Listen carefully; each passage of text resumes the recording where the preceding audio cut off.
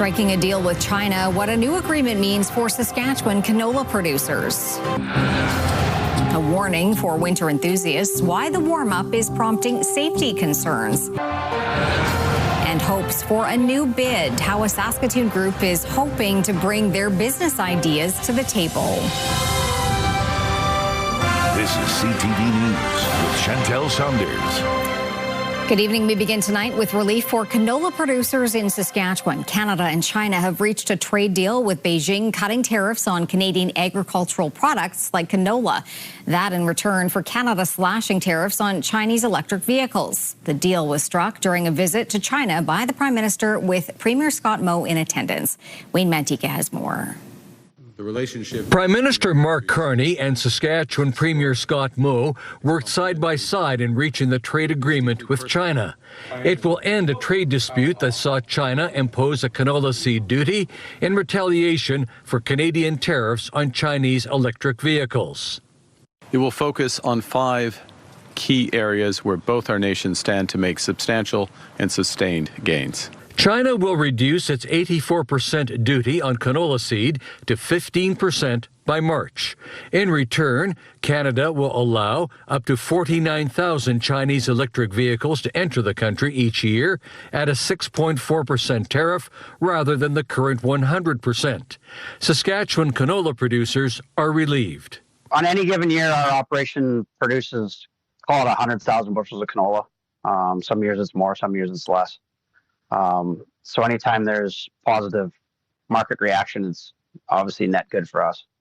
Premier Scott Moe called it a very good deal for Canada. But all in all, it is going to be a net positive to the Canadian economy and going to provide us some opportunities to really engage on what our future looks like over the next 5, 10, and 15 years.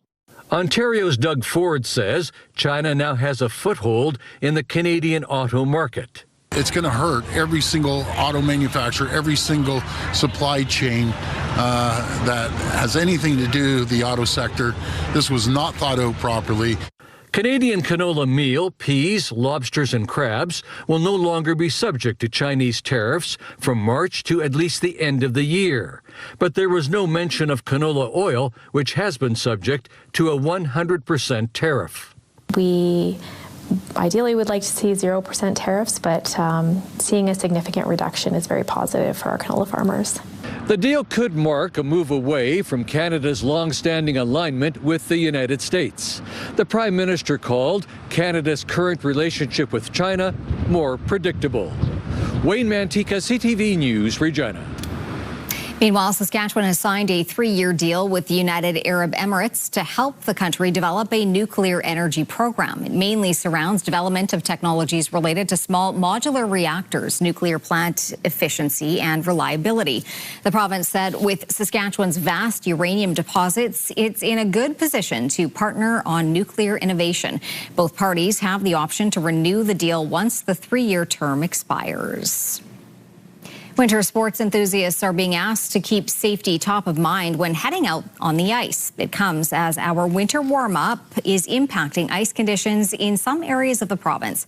CTV's Stacey Hine with the details. From snowmobiling to skating, a recent warm-up is worsening ice conditions in some parts of the province. The Saskatchewan Snowmobile Association says many of its clubs are reporting poor ice conditions. What they're seeing is a lot of slush on top of the ice, so a lot of the lakes aren't reporting the thickness they would like to see. The association's executive director says the problems come after a mild November, and in some northern areas, heavy snowfall before consistent cold temperatures, meaning the ice didn't get as thick as usual, and the January thaw made it worse. Our perfect season would be a good stretch of cold weather that really freezes the ground, freezes the water. Then you get the snow. For storm ponds in Saskatoon, the fire department says the warm-up didn't have a significant impact. Warmer periods such as we had, there may be some slush on the top, but the ice should have held up. When heading out on the ice, RCMP caution against walking on white or snow ice, saying it's the weakest type. It says instead wait for strong, clear blue ice to form. The Canadian Red Cross recommends ice thickness of 15 centimeters for small walking or for skiing groups and 25 centimeters for snowmobiles. The Saskatoon Fire Department says here's what to do if you fall through the ice. Tread water, try to get your arms up onto the ice shore or onto the ice shelf, spread your weight out over a larger area. RCMP say if you witness a person fall through the ice, call 911 immediately. Adding the safest way to help is from shore, using a long pole or throwing a rope to the person in need. Stacey Hine, CTV News, Saskatoon. A staple high atop a Prince Albert restaurant kicked the bucket during yesterday's windstorm. The giant bucket at the KFC location on 2nd Avenue came apart with the outer shell detaching. Social media was abuzz with what had happened. Part of it was found nearby and brought inside the restaurant. Just one example of the wind proving to be destructive throughout Saskatchewan. According to Environment Canada, peak winds reached 92 kilometers an hour in Prince Albert yesterday afternoon.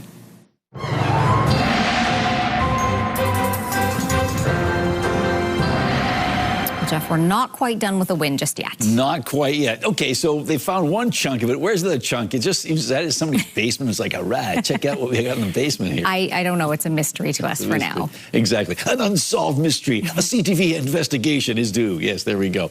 We've had ourselves a windy 24 hours. The wind really picked up. And then as we rolled in today, it didn't back off a lot. It still backed off, but not a lot. And it doesn't look as though it's going to completely dissipate as we make our way into Saturday. Now, it is going to back off a little bit in the overnight, but pick up again tomorrow afternoon. So wind is still in the forecast. And on top of that, another system in terms of snow is coming in probably tomorrow late afternoon, tomorrow night. But it looks like it's going to be localized to more the northern areas and along the eastern border of the province. We'll talk more about that situation later on. It's hoped a new business improvement district proposal will bring major change for some communities on Saskatoon's western edge. As Carla Shankaruk reports, those behind the idea want businesses to have a higher profile when it comes to civic affairs.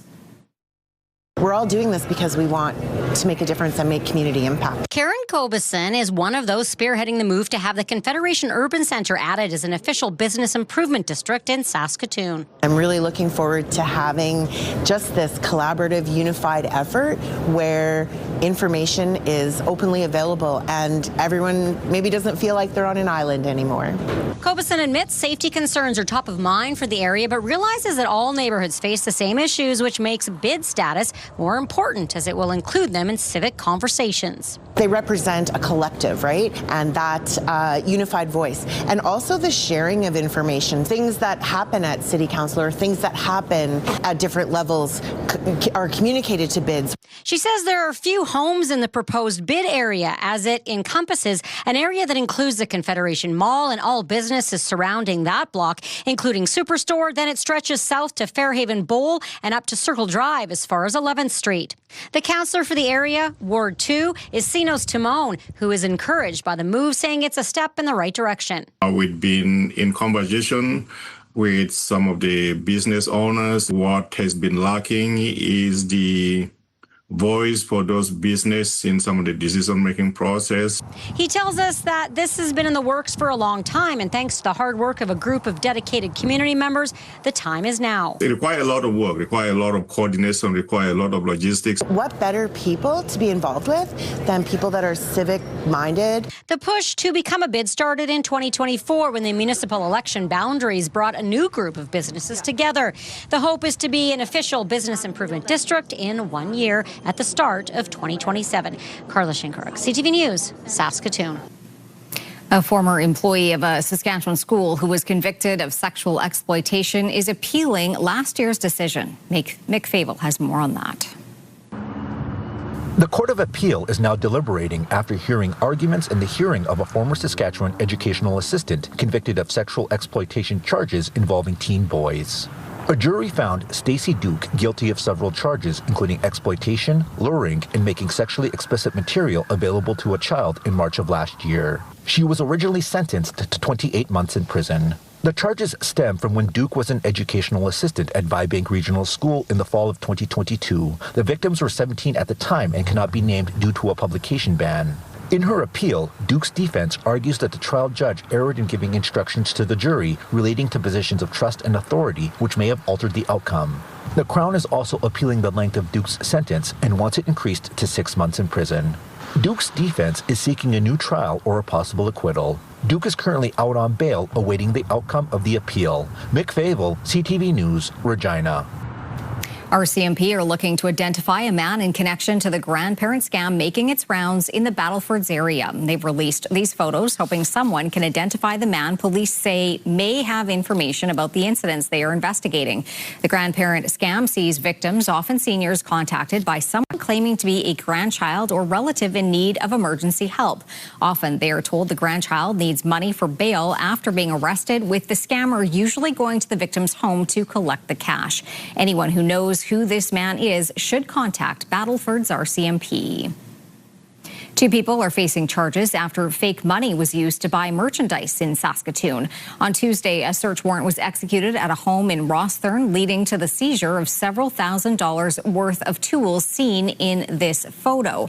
The bust followed an investigation that began late last year, where a man and a woman were identified buying items in stores and through online marketplaces, which counterfeit currency. A 33-year-old man and 36-year-old woman are facing charges in relation to the investigation. Marketplace sellers and retailers are reminded to inspect bills when selling items to ensure the cash they are accepting is real.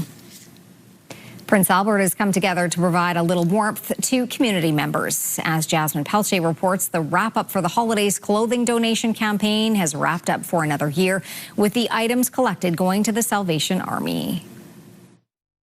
Just blankets, that's all we wanted, and we blossomed into clothes and boots and whatever people give us, and we're so grateful for it each and every year. For nearly 20 years, the Wrapped Up for the Holidays campaign has collected donations for those in Prince Albert who may need a little extra help during the winter season. Larger donations, mostly that's the handmade stuff. People, throughout the summer, throughout the fall, they do some knitting, some crocheting, they make mitts, they make toques, they make scarves. The collection looked a little different this year. Gateway Mall General Manager Sharon Fall says there were kids' games and toys in some of the donation boxes. We were like, well, that's great. That's great. We can find a new organization to donate those to. But of course, the community was so generous. Again, we literally put up the bin and we had it full within the first few days. The drop-off locations were Anderson Motors, Gray's Funeral Chapel, Parkland Ambulance, and the Gateway Mall. We are always looking for ways to get involved, give back to the community. And I had seen this last year. I thought, well, that's another great opportunity to get involved. So I gave Lyle a call and just to see what was involved. This year, Gray's Funeral Chapel decided to hop on board with the campaign and became the 4th drop-off location. I imagine we'll be part again next year. It's a very good initiative that they're running, a very worthy cause. Clothing and blanket donations were given to the Salvation Army. Jasmine Pelche, CTV News, Prince Albert. Regina's Urgent Care Centre is cutting back hours for the weekend. The Saskatchewan Health Authority issued the alert earlier today, saying Saturday and Sunday's hours would be reduced, but by Monday they would return to normal. In case of an emergency, patients were being told to go to the city's emergency rooms, and for non-emergency cases, people should visit a walk-in clinic or check with their pharmacist. The SHA says the reduced hours are the result of doctor availability. A 70-year-old Saskatoon runner is celebrating a new Canadian record. CTV's Laura Woodward now on her achievement and message to others.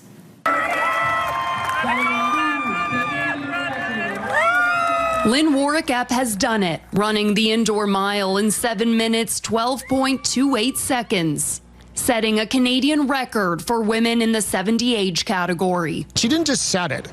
She destroyed the record by 8 seconds. Good job. The previous record set by an Ontario runner was untouched for nearly 2 decades. She nailed this race. She had an excellent pace and she kept it up and got the performance she wanted.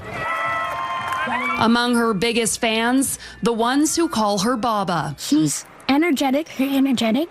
She gets us a lot of treats, which is nice. While most people dread getting older, Warwick-Epp was actually counting down to her 70th birthday, eager to race in a different age group. So when I turned 70 and I started looking at records, I thought, oh yeah, I think I can get that one. Yeah. She started running in her early 20s as a way to quit smoking. So I dropped cigarettes and I picked up the runners and I haven't looked back since.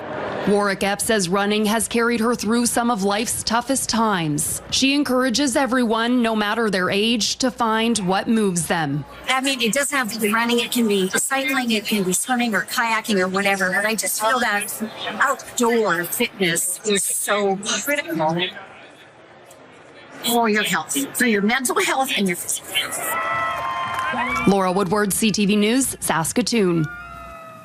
Still to come, we dive deeper into Canada's trade deal with China, the pros and cons from different perspectives. Also, passenger pushback, a look at WestJet's seat reversal decision.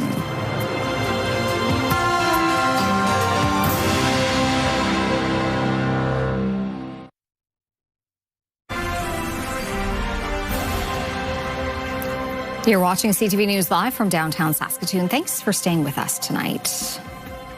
Back to our top story now. Prime Minister Mark Carney is hailing his new trade deal with China as a landmark strategic partnership, one that sets Canada up for what he called the New World Order. It means more Chinese-made electric vehicles will soon be on Canadian roads, with more Canadian agriculture and food products on Chinese shelves. Annie Bergeron-Oliver is in Beijing and has more on today's agreement. The stalls at Beijing's busy food markets will soon be filled with more Canadian lobster, seafood and canola products after Canada and China signed what the Prime Minister is calling a landmark trade agreement. We're building a web of new connections with China to create transformative opportunities for Canadian workers, build more stability, more certainty and prosperity on both sides of the Pacific. As part of that deal, China will remove all existing tariffs on Canadian canola meal, lobsters, crab, and peas until at least the end of the year, and permanently reduce its tariff on canola seed to 15%. The tariffs on canola oil and pork will remain. If you're a canola farmer, you're probably cautiously optimistic that something's going to come from this because we don't know the full details. But if you're a Canadian auto worker, this is devastating news because they know that this is going to undercut North American produced vehicles. In exchange, Canada will let 49,000 Chinese electric vehicles into Canada, essentially tariff-free, increasing that amount every year after. By 2030, half of those EVs should cost a maximum of $35,000. We need to look at this in the context of building. I mean, we're building a new part of our car industry. Building cars of the future in partnership. The new trade pact that encourages Chinese investment in Canada's auto sector was announced hours after Carney shook hands with the Chinese president, closing the deal on a 5-pillar strategic partnership meant to tear down trade barriers and forge new ties in areas from finance to energy and tourism. A healthy and stable China-Canada relationship serves the common interests of our two countries. It is also good for the peace, stability, and prosperity of the world. The Prime Minister says concerns about foreign interference and human rights were brought up in his private meeting with Xi Jinping. He leaves Beijing tomorrow for Qatar, where he will once again try to drum up business investment. Annie Bergeron-Oliver, CTV News, Beijing, China. Mark Carney's trade deal with China covers more than just cars and canola. It will have an impact on other industries and Canadians. But as Rachel Aiello reports, the new agreement is being met with strong and split reactions from premiers and tariffed sectors. It's just a terrible, terrible, miscalculated decision by the Prime Minister. Ontario's premier slamming the federal government for not consulting the auto industry before agreeing to allow more Chinese EVs into Canada. We're letting China into a market that's going to have lower tariffs than our largest market, the U.S. They're going to undermine every auto manufacturer here. The pact Carney and President Xi made, potentially pitting parts of the country against each other. But the premier of Canada's largest canola-producing province doesn't see it that way. The canola industry, the oilseed industry, the pulse industry is important to virtually each and every part of this country, up to and including Ontario. Some sectors are elated about markets opening up again, while others are still waiting for relief. While there was a deal announced for lobster and crab, there's many other species that weren't included that are subject to retaliatory tariffs. I'm thinking, cold water shrimp, sea cucumber well. We need to see the pork tariffs taken off as well. While doing more business with economies like China may be divisive, experts today said it's key to Canada diversifying trade. If you're going to do that on planet Earth, you're going to have to trade with China. The new partnership also includes increasing cultural and tourism ties. Carney said Xi has agreed to allow visa-free access for Canadians traveling to China. Rachel Aiello, CTV News, Ottawa. There were some mixed messages coming out of the White House today in response to the new deal with China. Well, I think it's problematic for Canada. There's a reason why we don't sell a lot of Chinese cars in the United States. It's because we have tariffs to protect American auto workers and Americans from those vehicles. The Canadians were trying to get some tariff relief on their own to get ag into there. I think in the long run, they're not going to like having made that deal. All that being said, American cars are still going to be sold into Canada. We have a huge market share there, and I think that the Canadians' dependence on the United States for their GDP, the United States is always going to have an outsized role in that economy. Later on, when President Trump was asked about the deal between Ottawa and Beijing, he appeared to welcome the news. That's okay. That's what he should be doing. I mean, it's a good thing for him to sign a trade deal. If you can get a deal with China, you should do that. Also today, the president mused about slapping tariffs on countries that don't support his push to assert U.S. control over Greenland. Several European countries have said doing so by force would mean the end of NATO. Trump repeated his claim the U.S. needs the Arctic territory for national security, but he said the military alliance and Washington are talking. WestJet is retracting its plan to densify seating on some of its aircraft after a negative reception from passengers. This video went viral last week showing an Alberta couple jammed into their seats with minimal legroom. WestJet says the plan was to fit more people into planes, which would allow the airline to keep fares lower. The airline had already changed the seating on a number of planes, but now says it will return to the prior seat pitch in the economy section. A full row of 6 seats will be taken out. Given the amount of feedback that they've received, I'm not surprised that they're making a change. But it, at the same time, is a little bit surreal that one little video had such an impact. WestJet says it's still evaluating other aspects of the new layout. A major court ruling today against Justin Trudeau's former government. The Federal Court of Appeal has found it was unreasonable for the Liberals to use the Emergencies Act to end protests in Ottawa during the pandemic 4 years ago. The act was imposed after the truckers' convoy tied up the city's downtown for 3 weeks over public health restrictions. It also helped to end the border blockades, including the one in Coutts, Alberta. The appeals court is upholding a decision by a federal court judge in 2024 who said there was no national emergency that would require the act and constitutional rights were infringed. Many Canadians feel there needs to be a tougher approach to crime and disorder. A new survey from Angus Reid found about 59% of Canadians want a stricter approach to crime rather than a greater emphasis on social support. When asked about the biggest drivers of crime, Canadians point to addiction, poverty, and mental illness. As demonstrators across Iran face a brutal government crackdown, the country's exiled crown prince suggested he would be the right man to lead the country if the Islamic regime is toppled. Today, as my compatriots call on me for leadership, I reaffirm my lifelong pledge by stepping in to lead the movement that will take back our country from the anti-Iranian hostile force that occupies it and kills its children. Reza Pahlavi's comments come as an internet blackout remains in place in Iran. U.S. President Donald Trump had threatened an attack of some kind. As reports of bloodshed spread, he was asked today why he didn't go ahead with strikes. Nobody convinced me. I convinced myself. You had yesterday scheduled over 800 hangings. They didn't hang anyone. They canceled the hangings. That had a big impact. Human rights groups say at least 2,500 people have been killed in efforts by authorities to crush the demonstrations, which the regime says are backed by Iran's enemies.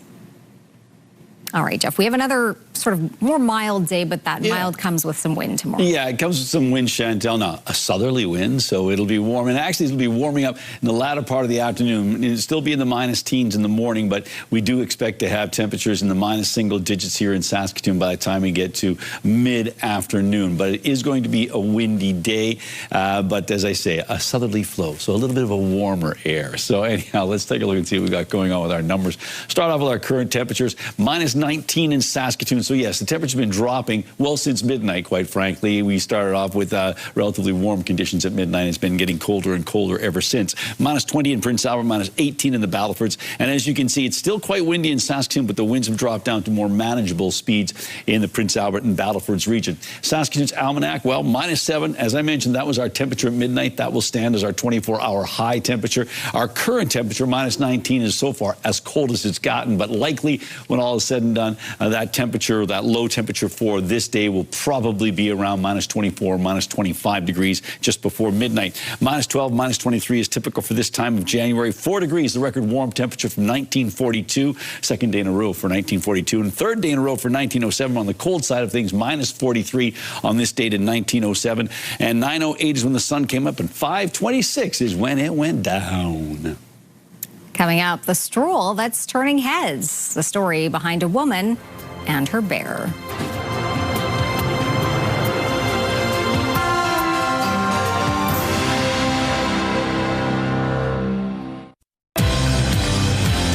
Cost of living continues to be a concern in Saskatchewan. Monday on Your Morning, what a real estate professional says about Saskatchewan's housing market and its affordability.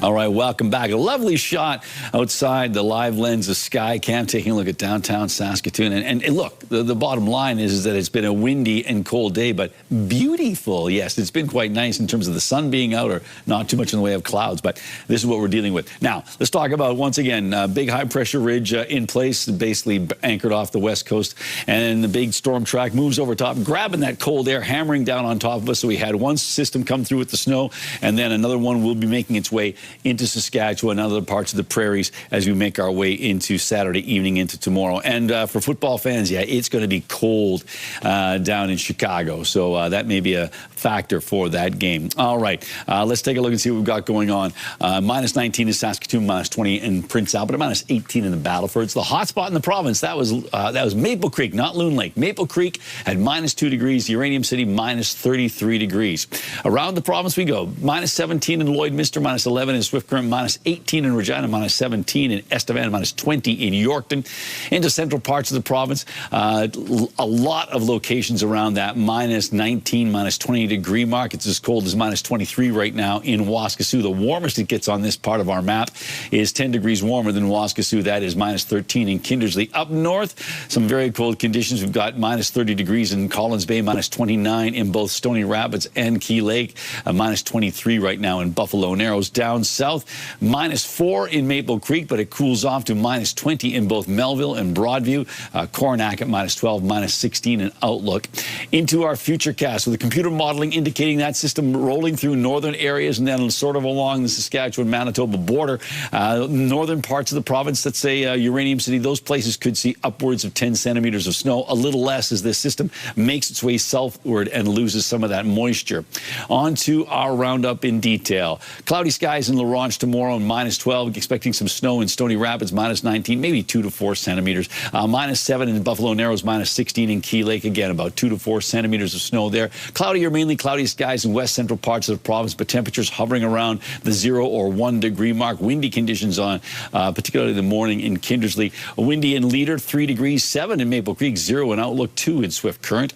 Minus 14, though, for Yorkton, with about possibility of 2 to 4 centimeters of snow. Minus 7 in Regina, minus 1 in Moose Jaw with windy conditions, minus 11 in Estevan.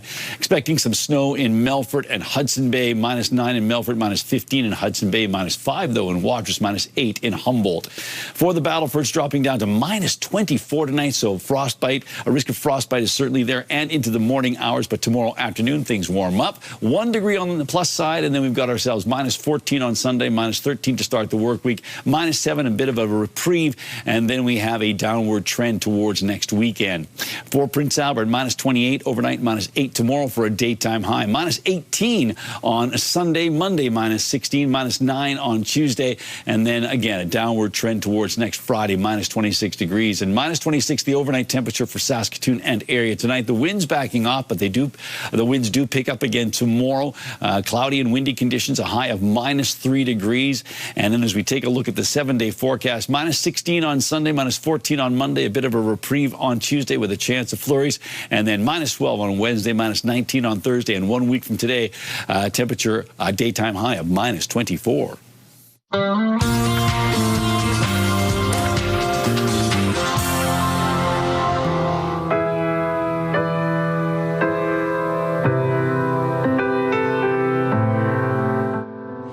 Harry Styles is set to return with his first new album in nearly 4 years. Speculation had been growing for weeks that Styles had a new project on the way after he posted this video of a piano performance recorded at the end of his last tour. Harry Styles has now confirmed that his album, Kiss All the Time, Disco Occasionally, will be out on March the 6th. I had fear of being a grown-up. I felt very depressed, but I was very lucky because I had... A new documentary is looking at the life of Paul McCartney after the Beatles broke up. Man on the Run follows McCartney as he forms his new band, Wings, alongside his wife, Linda. Using intimate archival home footage, it chronicles the period through the 70s when he wrote many of his hit songs. The documentary by Oscar and Grammy winner Morgan Neville streams on Prime Video February 27th. I will watch. And a shakeup at the production company behind the Star Wars universe. Oscar-nominated producer Kathleen Kennedy is stepping down after more than 13 years at the helm. The Walt Disney Company announced yesterday that Dave Filoni will now lead Star Wars into its next era. Filoni will share duties with Lin-Wen Brennan. Kennedy, chosen by George Lucas, oversaw a lucrative but contentious period since Disney acquired Lucasfilm in 2012. Under her leadership, the franchise earned over $5.6 billion at the box office. Having worked on projects like The Mandalorian and Ahsoka, Filoni will focus on creative aspects, with Brennan focusing on finances. Jeff, we have a bonus photo today. We certainly do. We start off with 3 outdoorsy type pictures. First one comes to us from Gail Graves. Gail's description, early morning sunrise north of Saskatoon. Thank you, Gail. From Glenn Scrimshaw, a well-known artist here in Saskatchewan. Glenn says, hi, folks. This is our shed in the backyard after the warm spell. No one had better walk under that corner of the shed. Good advice. Thanks, Glenn. From Laura, Laura writes, the other prairie sentinel, standing proud and prominent amidst the neutrality of winter, taken on our farm near Fulda. And finally, this one from Janet Crouch. This is a picture of her mom, Katie, and she and Katie's other daughters, Anna and Terry, and Katie's granddaughters wish her a happy birthday, as do I. So happy birthday, Katie. And if you'd like to share an image with us, you can do so by sending it to cfqcnews@ctv.ca, or you can scan the QR code. And remember, if you're shooting on a cell phone, please shoot it on the sideways, not the up and down. Still to come on CTV News, the stroll that's getting smiles. We meet a BC woman on a mission to look at the bright side of life.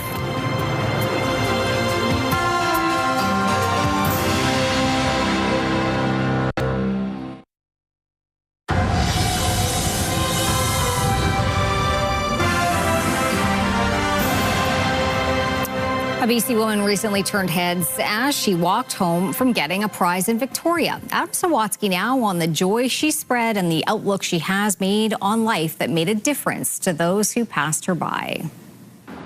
Before she began walking with a big bear today, Lisa Weiner was wondering about an unexpected phone call yesterday. It's a scam. I'm not picking it up. So I didn't.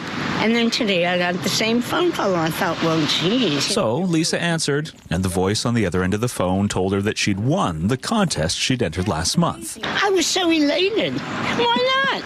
You know, I don't care if I win a pair of socks. It's exciting. So Lisa decided to walk over to collect her prize before discovering just how big it was. First it was, okay, here we go. Do I have the nerve? And then I realized, who wouldn't love to see a stuffed bear? See, they would, Beth. After walking a whole bunch of blocks with the bear, Lisa's found it inspires all sorts of people to smile. It's been delightful. Yeah. especially since Lisa knows how it feels when you have nothing to smile about, like when she was living in San Francisco during the 80s and lost so many male friends she had to stop counting. I lost my reason for breathing, quite frankly. Until she found that how she responded to tragedy was a choice. Well, you can either stay stuck and life gets worse, or you carry on, and everybody has that decision at one time or another. It wasn't easy, but Lisa decided to keep living life to the fullest by choosing to face adversity with fun. You might as well enjoy your life. Like when she struggled to figure out who she was after retiring, Lisa decided to pick up an instrument she hadn't played since she was a child and join not one, but 2 bands. That's me in the orange jacket.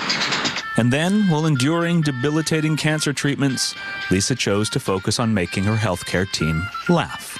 I'm convinced that laughter is a good medicine. And now that she knows how happy a big bear can make her and other people feel, Lisa's planning to pay it forward by presenting it to one of the little people in her life. I'll send it to her, and she'll love it. Adam Sawatsky, CTV News, Victoria. When we come back, why police are investigating trips that were never taken, and when a police patrol turned into a wild goose chase of sorts.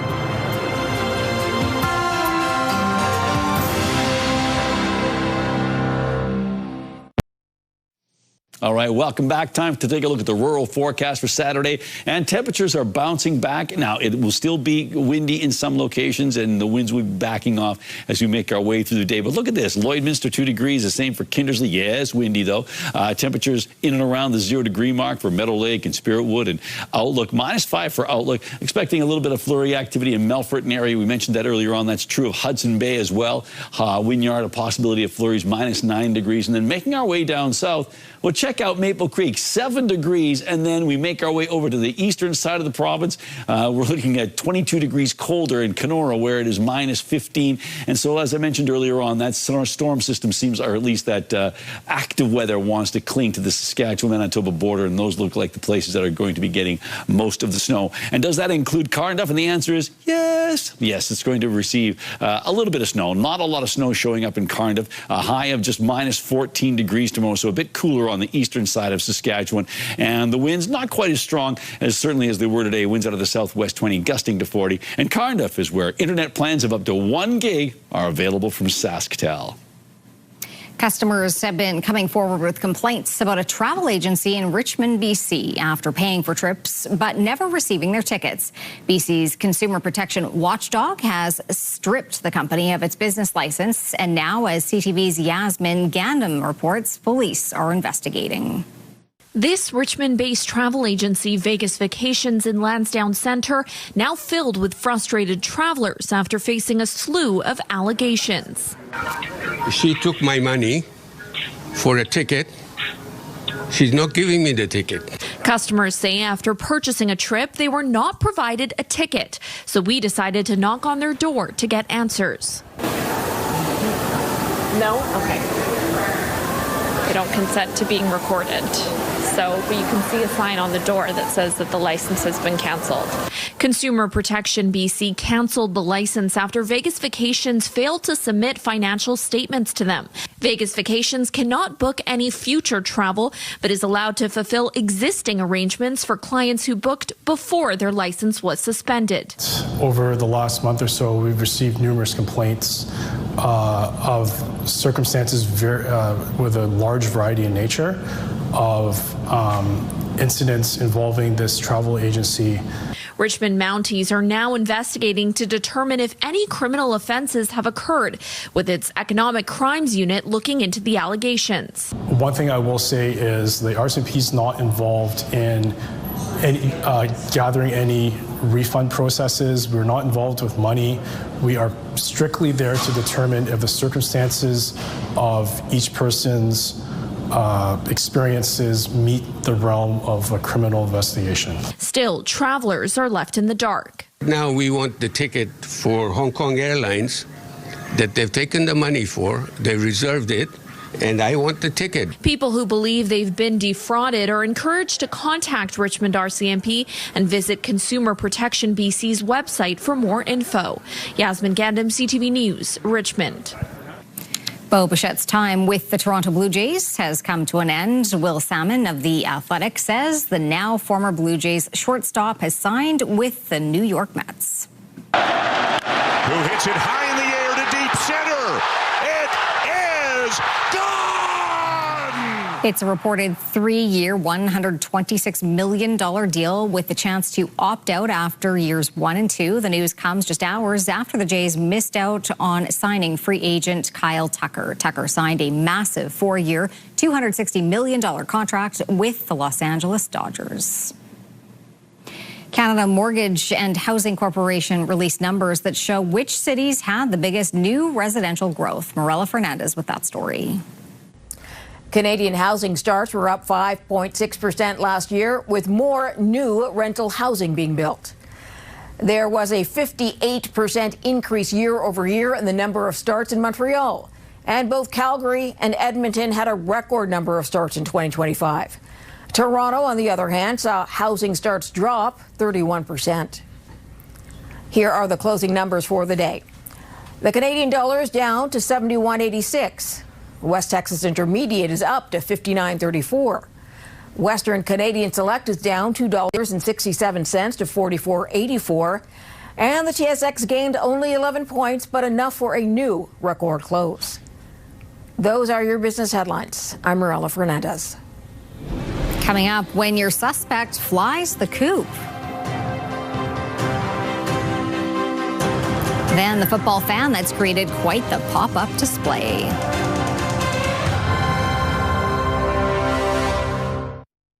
Select Hair Services brought to you by Sage, the beauty bar. Get comfortable and settle in with these top shows all right here tonight on CTV. Celebrity Wheel of Fortune. I'm going to solve the puzzle. Hone with the wind. No, it's wrong. Wrong. Yeah. Okay. All right, moving on. A Florida deputy has his hands full with this runaway recently. Come here. Come here, come here, come here, come here. He was trying to track down and catch this runaway emu. Eventually, he was able to wrangle it with a makeshift lasso and used his cuffs to keep its powerful legs and talons at bay. Everyone, in case you're wondering, Jeff, is okay, and the emu is back home. That is a brave officer there, because emus aren't any kind of critter I'd want to mess with. No, look at its face. Yeah. It says it all. How to bite you. All right, a lifelong Seahawks fan working at a Save-On Foods in Kelowna has constructed a massive tribute to his favorite team ahead of their playoff game this weekend. Take a look at this. Eric Volkenberg used about 1,500 boxes of pop. Seahawks fans in the area have flocked to the store to check out the display. He's been planning this for years, but waited until this moment to put it together for the first time. All the weekend's football, NFL action, of course, can be seen here tomorrow on CTV and TSN.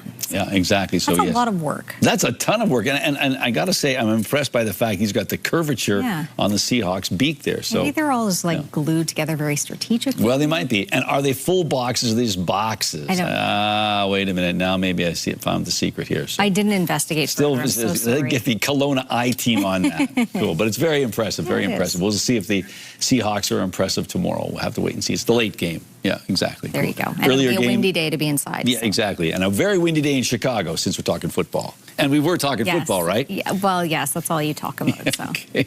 We could talk about something else that was underway in Saskatoon this week. What was that? The Western Canadian Crop Production Show earlier this week. A chance for producers to see the latest in innovations. They were sharing ideas, but people who might not otherwise get to were able to climb in some of the equipment and check things out firsthand. So we're going to leave you with that. Some youngsters, just inspecting things. Checking out the vehicles, you betcha. Yeah. All right, have a safe and happy weekend. We'll see you on Monday. Bye now.